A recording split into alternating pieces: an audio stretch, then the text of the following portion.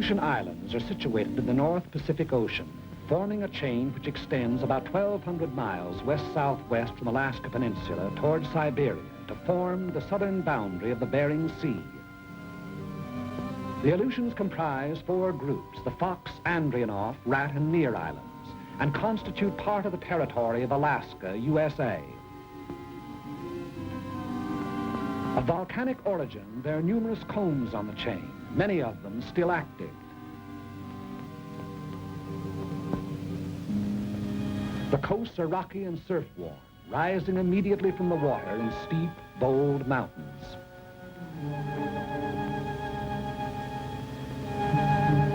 The Aleutians are the storm pot of the Western world. A permanent low-pressure area prevails there.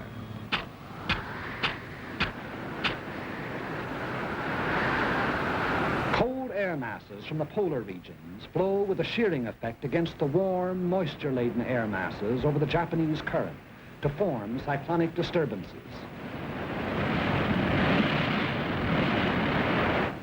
Because of the Earth's rotation, these disturbances move from west to east, and this meteorological phenomenon constitutes one of the most dangerous weapons in the arsenal of our enemies, for it enables the Japanese to operate behind the moving curtain of a storm. In the early days of June 1942, they employed this advantage in an all-out attempt to secure absolute domination of the entire Pacific Ocean. Behind eastward-moving storms, they dispatched 2 invasion fleets against 2 widely separated objectives, Midway Island and Dutch Harbor, an operation designed to break the American line of sea defense upon which the security of the Pacific coast depends. Both attempts failed. American air forces engaged the enemy task force at Midway, achieving an historic victory. And at Dutch Harbor, American land-based planes from secret American airfields swarmed down, seemingly out of nowhere, to knock out 1, 2 troop-filled transports, 3 heavy cruisers, 2 destroyers, and 1 aircraft carrier. In pursuit of the enemy, our Army and Navy airmen flew through storm and fog and hurricane, 1/5 on instruments, 4/5 on luck, 20 hours out of 24 sometimes, through blind passes, by uncharted peaks, down through zero ceilings, not knowing whether the enemy fleet or a mountain lay below, sweating it out for hour after blind hour of continuous flight, and home without benefit of directional beam to land on unlighted runways, refueled, and take off into gray, blind hell. There is no monument to the many who went out and did not return. They fought and patrolled, in many instances, until their fuel was gone, knowing they would be forced down at sea, but unwilling to break off contacts they had made with enemy forces. Few are alive of those that flew against the Japs in the Battle of Dutch Harbor. If you wish to see their monument, you Americans here at home, look around you. In retiring, the remnants of the defeated Japanese task force landed troops on the undefended islands of Attu, Agatu, and Kiska. We immediately undertook the offensive. So commenced our march out along the bridge toward Asia. In late August of 1942, a large detachment of our troops landed on an island several hundred miles out along the chain, and under 2 hours by bomber from Kiska. The name of this island is Adak, and it is closer to Japan than any other American outpost. Typical of the Aleutian chain, it is windswept, treeless, rain-soaked, carpeted with sphagnum, a flat, spongy vegetation like undersea growth, which oozes water at every step. The only bird life on the island is its scavenger ravens, big, black, wind-ruffled. Remote as the moon and hardly more fertile, Adak is next to worthless in terms of human existence. Its sole value is that of a pin on a staff officer's map, but that value is measureless. Strategically, Adak is one of the most important locations in the world. 11 days after the occupation, an airfield was completed, and the first U.S. bomber sat down. 3 days later, flights took off on a bombing mission to Kiska, with complete fighter protection. Since that time, missions over Kiska have become a daily affair. The airfield is the heart of the island, beating with 500,000 horsepower of heavy and medium bombers, Navy amphibians, pursuit ships, transports. The sound of the engines warming up starts before dawn, echoing back from the mountains that flank the field. Every day, weather permitting, the bombers take off on at least one mission.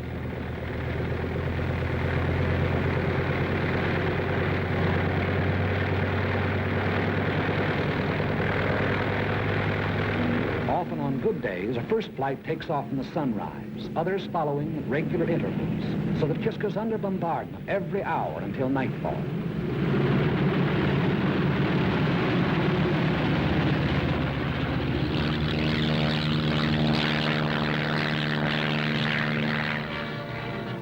Equal in importance to the airfield, and without which the airfield could not exist, is Adak's excellent harbor.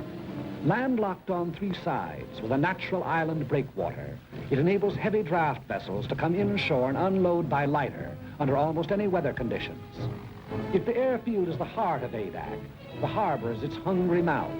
Its demands are ever on the increase.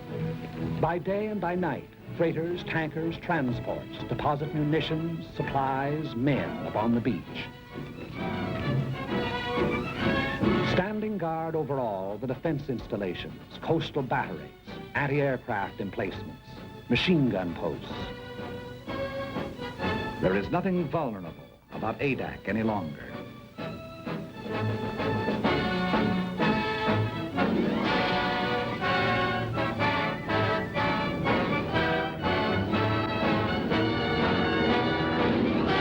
The skies are constantly circled by aerial patrols and never-ending relays.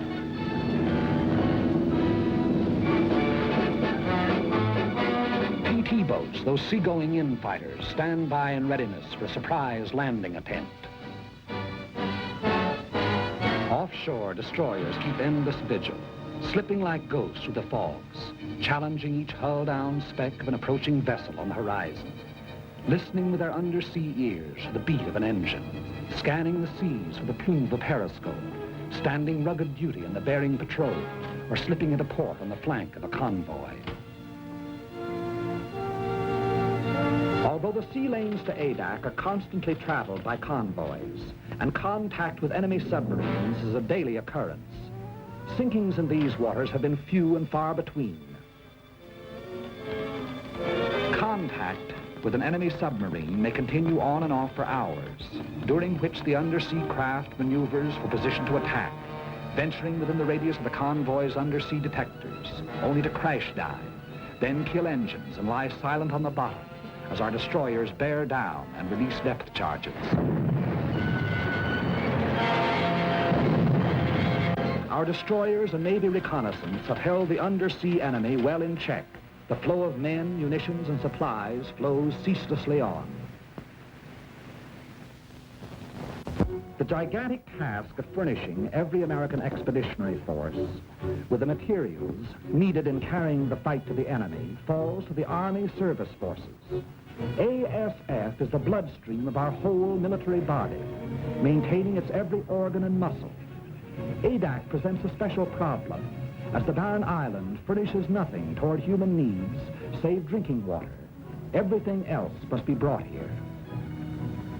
Food, fuel for men and motors, machinery, munitions, shelter material. Raise these basic requirements to the nth power.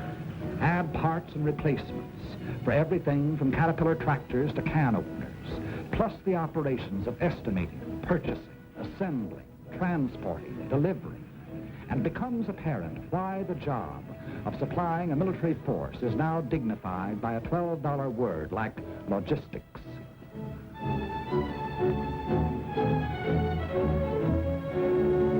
Since the original landing, the manpower of Adak has been constantly augmented. Where before it was hundreds, now it is thousands. Troops arrive after a voyage that may take anywhere from a week to a month, depending on the sea route. But it took more than a single month to land them here. The months of training that toughened them to rigors of wind and weather, that taught them to handle their weapons, that made them into soldiers.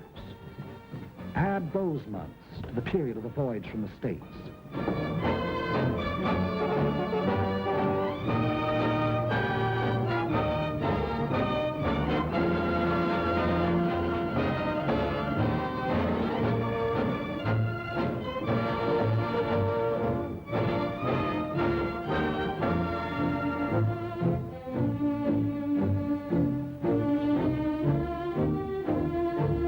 On ADAC, down-eastern accents mixed with Texas drawls and Middle Western twangs and Brooklynese. Bookkeepers, grocery clerks, college men, and dirt farmers. That is, of course, ex-dirt farmers, ex-bookkeepers, ex-college men. Soldiers now, as though all their lives they've been nothing but.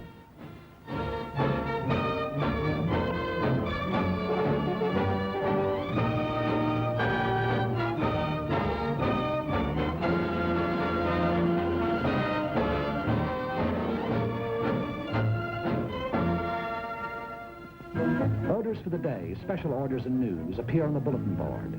Since newspapers and magazines are usually from a month to 3 months out of date, these radioed news flashes are the only means by which the soldier knows what's going on outside. No fresh meat, no green vegetables, powdered eggs, tinned bully beef, potatoes, canned tomatoes, peanut butter, canned fruit, and coffee make up the basic diet.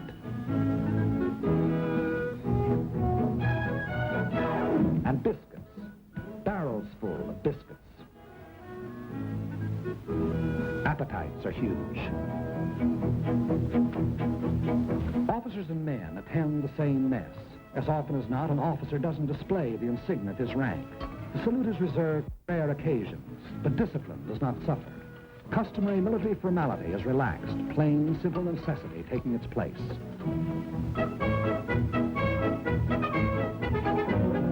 After months in an outpost like ADAC, there's a tendency on the part of the soldier to think and live only in terms of the present.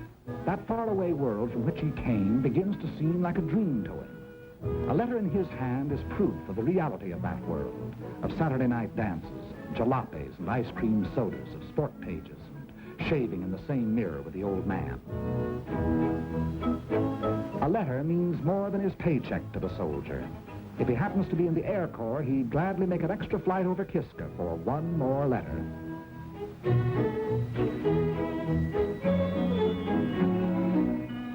No moving pictures, no stage door canteens or USO, no girls, pretty or otherwise. Nothing to drink, not even a Coke. Candy bars, cigarettes, and chewing gum are rationed, but you never hear any belly aching. The extraordinary fact is that morale actually gets stronger the closer troops come to the enemy. On ADAC proper, morale is first rate.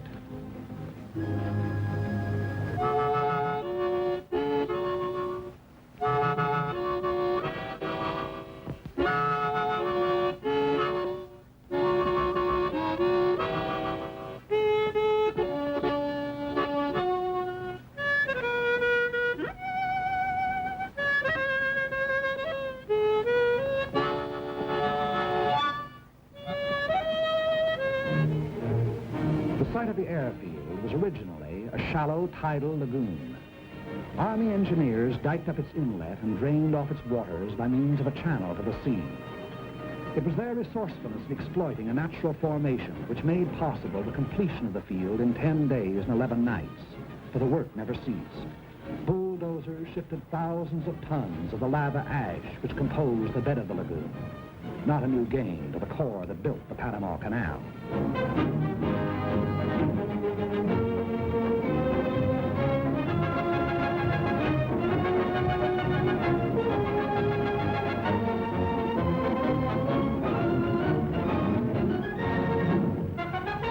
As the waters receded, grading crews followed, leveling and impacting the area in preparation for the final surface.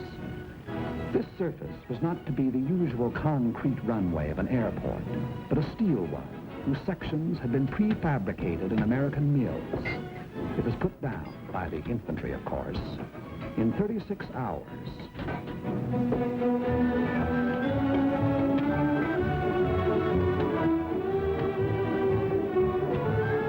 A 1.5 million square feet of it.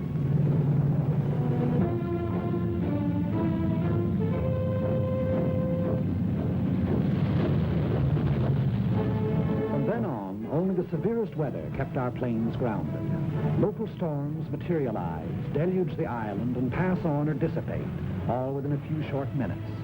It's a land of cloudbursts and rainbows. If you don't like the weather, wait a minute, the soldier says. Everything the weatherman has to offer may be had in a single day. Downpours, hurricane winds, hail, snow, fog, sleet, and sunshine.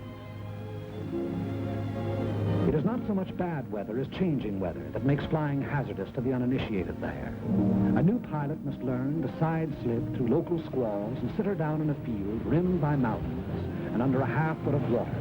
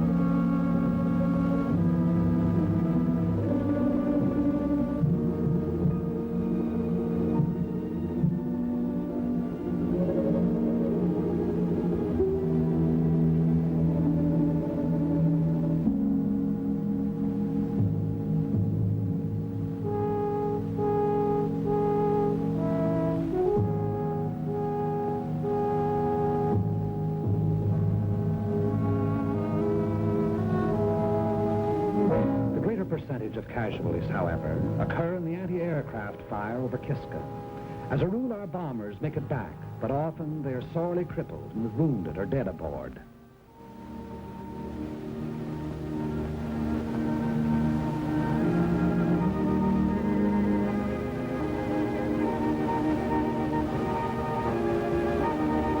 In my father's house are many mansions. If it were not so, I would have told you. I go to prepare a place for you, and if I go and prepare a place for you, I will come again and receive you unto myself. And where I am, there ye may be also. And whither I go, ye know, and the way ye know.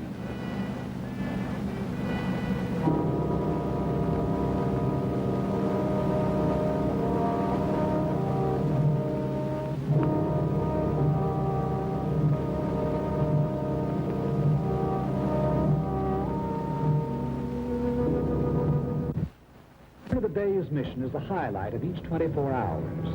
Eyes turn skyward and ears strain for the faint beat of approaching engines. At the first sound, an alert is flashed to the ground defenses. Units clear for action. Anti-aircraft and machine guns are stripped, ammunition broken out, and everything is put in readiness for an enemy who may be tailing our flights home.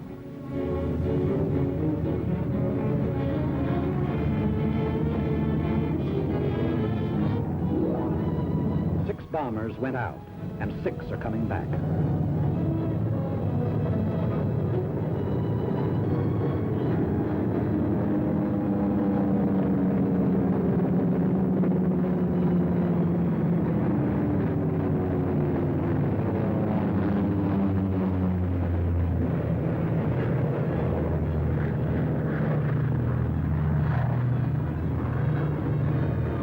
A first ship lands.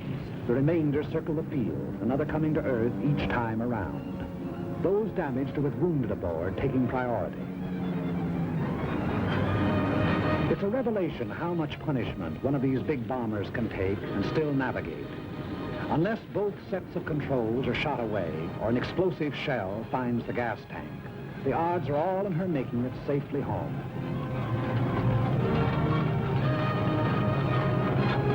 Anyone who's been over will tell you that the most wonderful ride in the world is the ride back from Kiska.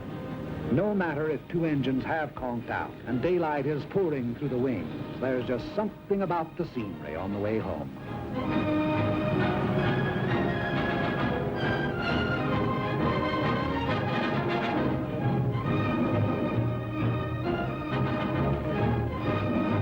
Crews proceed to the field operations tent of the Bomber Command, where they will be questioned as to results and observations.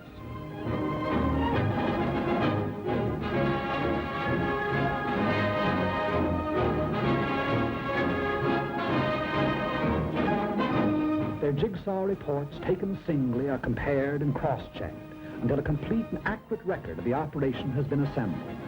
Thereafter, they're dismissed, with nothing to do till tomorrow but eat, drink, and be merry. I've got sixpence, jolly, jolly sixpence. I've got sixpence to last me all my life. I've got tuppence to spend, and tuppence to lend, and tuppence to send home to my wife. No cares have I to grieve me, no pretty little girls to deceive me. I'm as happy as a king, believe me, as we go rolling home. Rolling home, rolling home, rolling home, rolling home by the light of the silvery moon. Happy is the day when the airman gets his pay as we go rolling home. But ADAC's tomorrow begins today with a directive from Kodiak Island, Intelligence Center.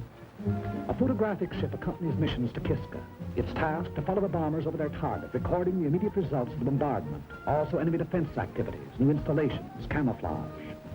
These photographs are studied by specialist interpreters and submitted with comments to the General and his staff officers, Colonel William Prince and Colonel C.M. McCorkle.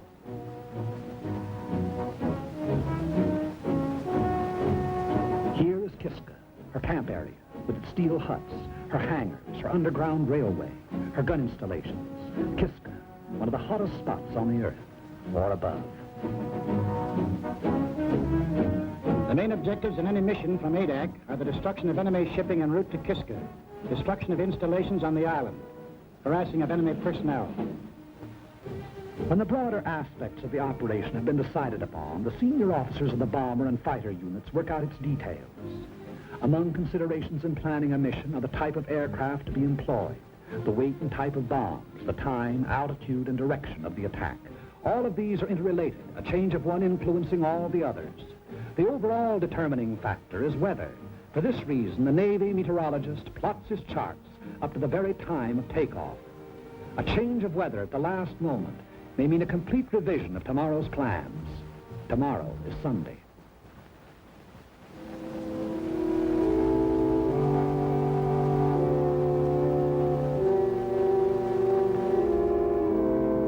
At their outposts on the island, Catholic, Protestant, and Jewish chaplains, not priests, ministers, or rabbis, but chaplains, all, are leading fighting men in their devotions. Under the snows of an Aleutian mountain, these defenders of the faith exercise the first of their four freedoms.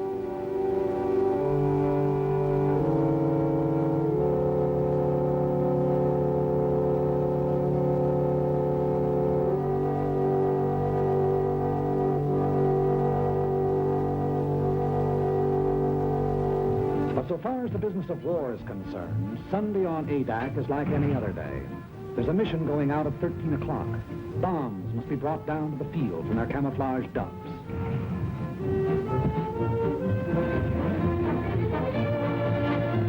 A heavy bomber carries either 16 250-pounders, 12 500-pounders, or 8 1,000-pounders. The size of the bomb to be employed depends upon the nature of the target, since if the target is small, there's a better chance of hitting it with a salvo of 250-pounders than with a single large bomb. On the other hand, in congested areas, such as the campsite at Kiska, a blockbuster comes into its own. Tail fins and fuses are put on directly before the assembled bomb is hoisted into the bomb bay. When the time comes, bombs can be released either individually, in sticks, or in salvos. Belts of ammunition are brought to machine guns and threaded into receivers ready for firing. The rounds are put onto the belts in successions of 3. Red-tip tracers, yellow incendiaries, and black regulations. Each moving part of each gun has been tended with watchmaker's care, and every belt of ammunition is cleaned, oiled, and checked before the takeoff.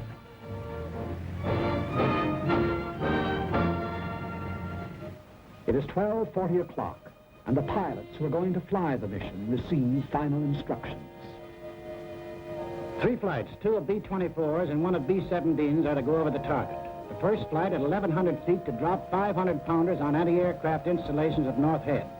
Then to proceed along the coastline, strafing to the western limits of the camp area. The second flight at 7,500 feet to drop 1,000-pound bombs on the camp area. The third flight at 4,500 feet to destroy hangars with 500-pound bombs. Second and third flights to follow at intervals of 45 seconds. 3 fighters to precede each bomber flight at 600 feet, and 3 fighters to afford overhead protection from enemy aircraft.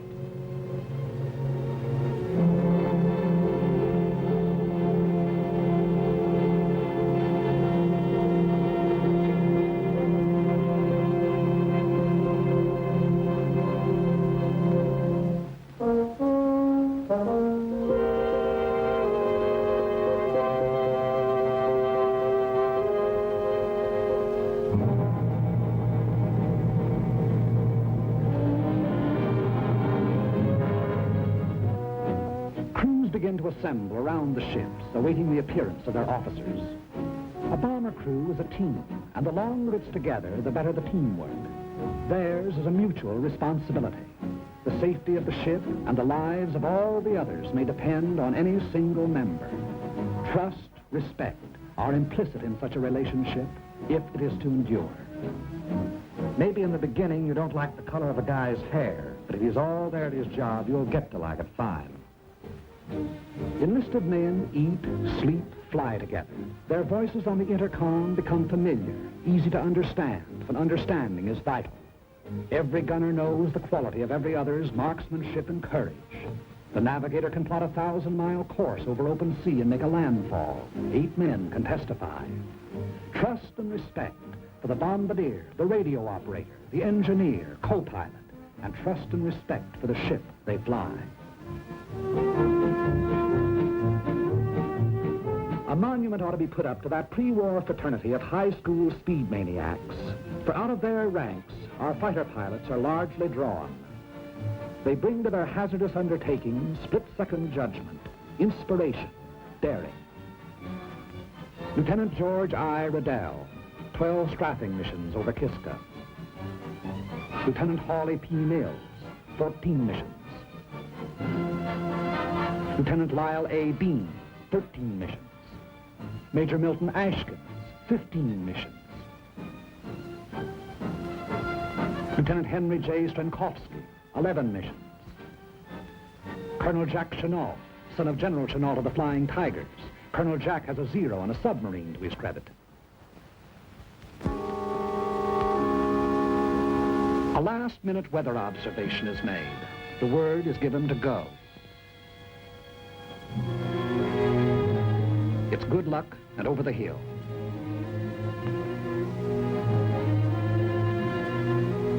The aerial camera goes aboard.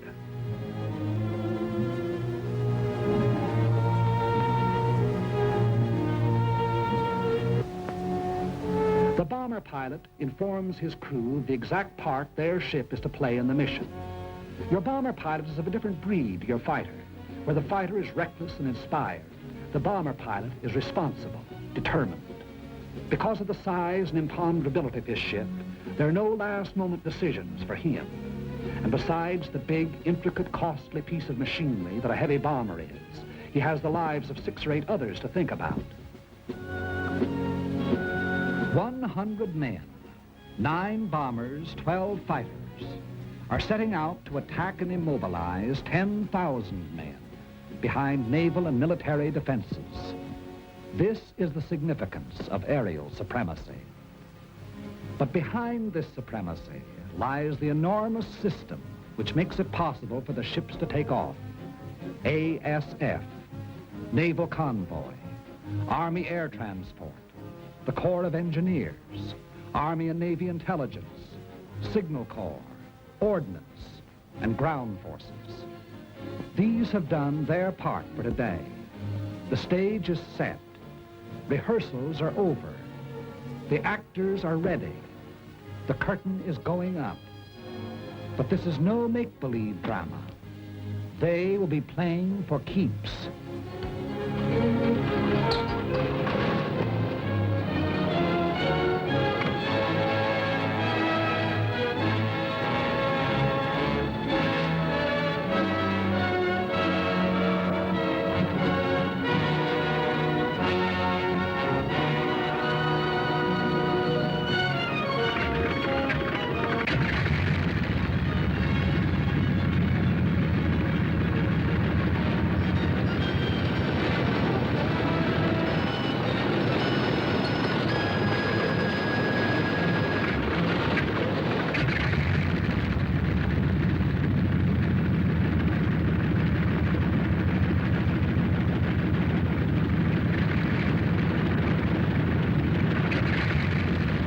Colonel William O. Erickson, who sat the first bomber down on Adak and led the original mission over Kiska.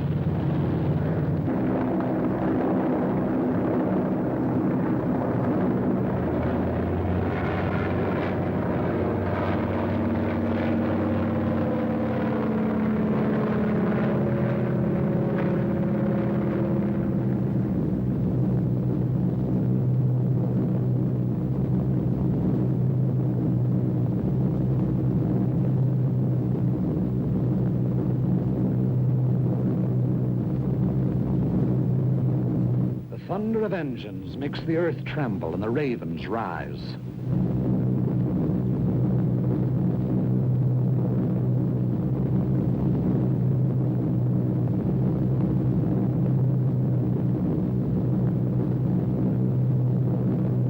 The echelon proceeds toward Kiska. It's about an hour and 3/4 from Adak to Kiska. One of the most hotly defended of enemy-held areas, Kiska is also one of the most strongly fortified. The Japs have dug in like so many moles. An estimated force of 10,000 goes underground at the sound of our approaching engines.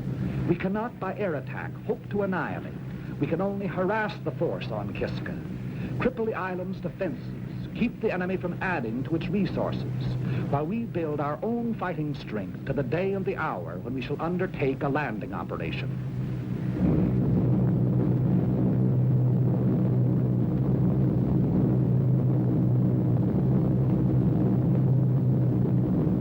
Radio contact is maintained between the bombers and Adak throughout the flight, which proceeds at military speed, 165 miles per hour.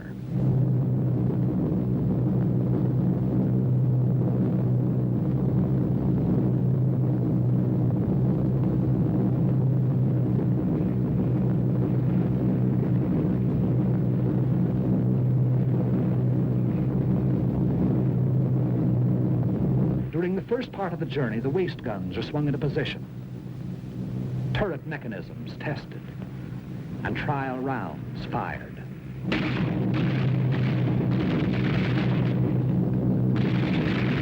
Time moves slowly going out to the target.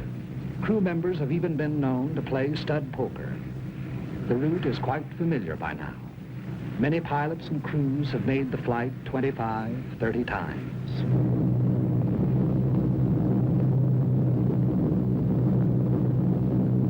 Along about the time Amchitka is sighted, they begin to look out for enemy planes. The men whose regular job it is say no matter how often a fellow's gone over, he always feels funny up there over Kiska. At a signal from the squadron leader, the pilots will open throttle, and the planes will go into the bombing run. For a minute and a half to 2 minutes, they will proceed at level flight in an absolutely straight line toward the target, thereby enabling the bombardier to make his computations: wind velocity, speed, temperature, altitude, drift. There can be no deviation whatever in the flights if the bombs are to find the target. 10 miles and 3 minutes from the objective. Before Kiska Volcano, the mission deploys, each flight going to its designated altitude in preparation for the run. The enemy will endeavor to throw the flights off their runs, and to this he will bring all his firepower to bear. The earth below will blaze with hatred. Our ships will heave and rock in the ack-ack. Machine gun bullets may make a filigree of their wings. High explosives may open up holes big enough for a man to crawl through.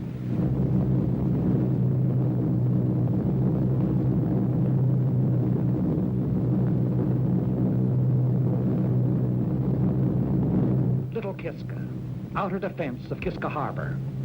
Bomb bay doors open. Bomb bay doors open. 6 degrees right on course. The object is to hit the target, not to avoid anti-aircraft. Remember this, you're just as liable to run into it as away from it. The best way is to forget what's happening outside and make the run by instruments. That way, if it comes, well, you just look over your shoulder and see a man with a long beard, and you say, "Good morning, Father Abraham." I want every man to stick by his gun until I say he can leave. Use every round of ammunition on this ship.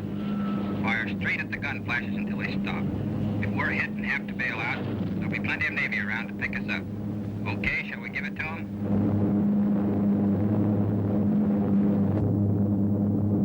Kiska.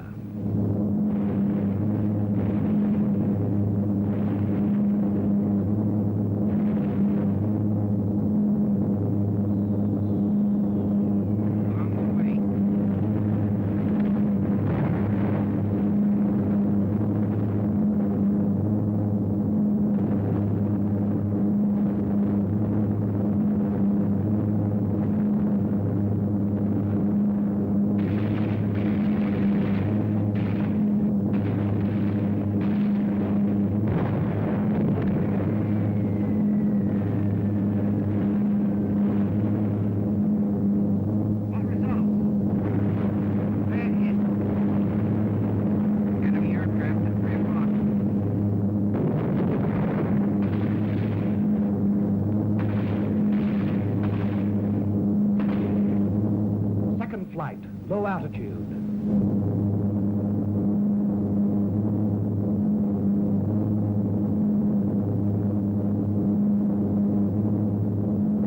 Once again over lightly.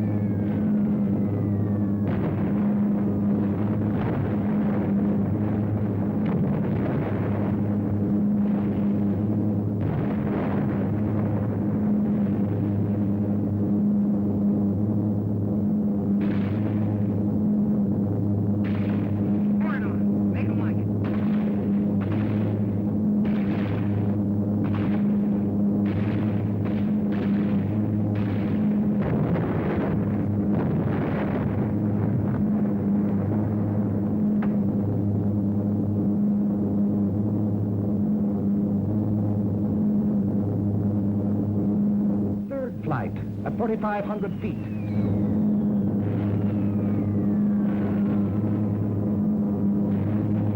On the way.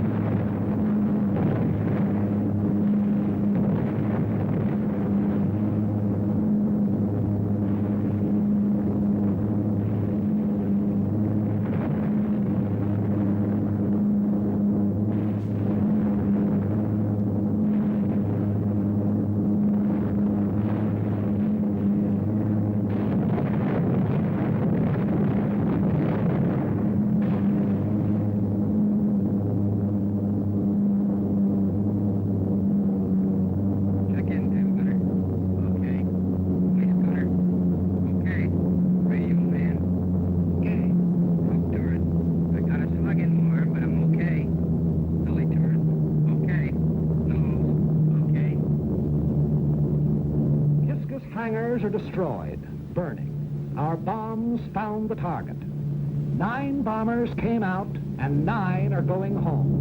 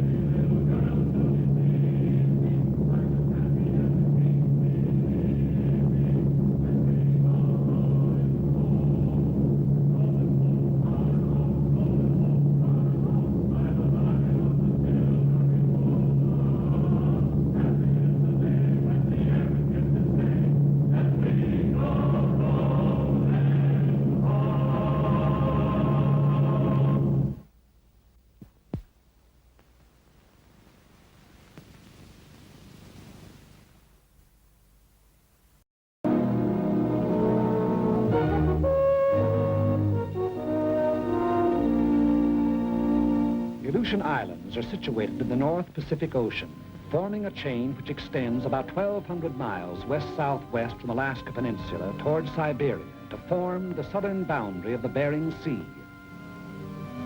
The Aleutians comprise 4 groups, the Fox, Andreanoff, Rat, and Near Islands, and constitute part of the territory of Alaska, USA. Of volcanic origin, there are numerous cones on the chain, many of them still active. The coasts are rocky and surf-worn, rising immediately from the water in steep, bold mountains.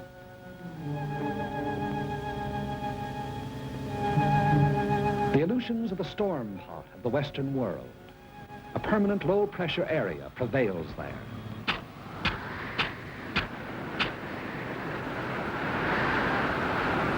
Air masses from the polar regions flow with a shearing effect against the warm, moisture-laden air masses over the Japanese current to form cyclonic disturbances.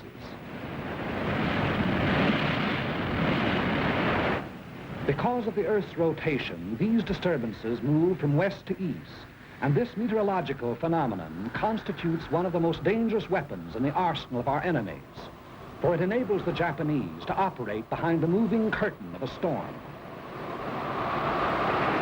In the early days of June 1942, they employed this advantage in an all-out attempt to secure absolute domination of the entire Pacific Ocean.